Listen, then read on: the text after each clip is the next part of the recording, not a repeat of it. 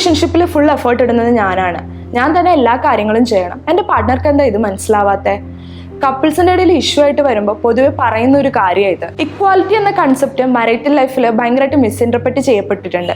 Responsibility sharing എന്ന നിലയിൽ equality എന്ന് പറയുമ്പോൾ എല്ലാ കാര്യങ്ങളും തുല്യമായിട്ട് വീതിക്കണം എന്നല്ല ഉള്ളത്.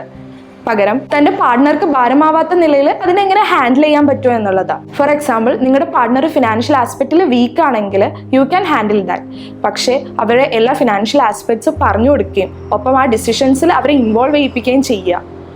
നിങ്ങൾ വീക്കായിട്ടുള്ള ഒരു ഏരിയയിൽ അവർ എക്സലൻ്റ് ആയിരിക്കാം. അപ്പോൾ ഒരു കൊളാബറേറ്റീവ് വർക്കിലൂടെയാണ് ഒരു സക്സസ്ഫുൾ മാരേജ് ആവുന്നത്. പൊതുവെ എല്ലാവരും പറയുന്ന ഒരു കാര്യമുണ്ട്, ഞാൻ അവളൊന്ന് ഹെൽപ്പ് ചെയ്യാൻ വേണ്ടിയിട്ട് അടുക്കളയിൽ കയറിയത്, അവൾ ചെയ്തതുപോലെ ചെയ്തില്ല എന്ന് പറഞ്ഞിട്ട് വഴക്കാക്കി, അല്ലെങ്കിൽ ഞാനൊരു ചെറിയ തെറ്റ് ചെയ്തപ്പോഴേ അവൾ ഭയങ്കരമായിട്ട് ഷൗട്ട് ചെയ്ത്. ഒരിക്കലും ചെയ്യാൻ പാടില്ലാത്ത കാര്യമാണിത്. നിങ്ങളൊരു ഏരിയയിൽ എക്സലൻ്റ് ആയെന്ന് കരുതി അവരങ്ങനെ ആവണമെന്നില്ല. അപ്പോൾ allow them to do work. പൊതുവെ വഴക്കിട്ടിരിക്കുന്ന അവസ്ഥയിൽ ഈ റെസ്പോൺസിബിലിറ്റി ഷെയറിങ്ങിൻ്റെ കാര്യങ്ങളൊന്നും ചർച്ച ചെയ്യാതിരിക്കുക. രണ്ട് ഇൻഡിവിജ്വൽസിൻ്റെ ഒരു കൂടിച്ചേരലാണ് വിവാഹം എന്ന് പറയുന്നത്. അതുകൊണ്ട് തന്നെ രണ്ടുപേരും ഇതിൽ ഇൻവെസ്റ്റ് ചെയ്യണം, രണ്ടുപേരും ഫ്ലെക്സിബിൾ ആയിരിക്കണം, രണ്ടുപേരും ചേഞ്ച് ചെയ്യാൻ തയ്യാറായിരിക്കണം. ഒരു റിലേഷൻഷിപ്പ് മെസ്സാവുന്നതിന് മുന്നേ തന്നെ ഒരു കപ്പിൾ തെറാപ്പിസ്റ്റിനെ കാണുന്നത് നല്ലതാണ്.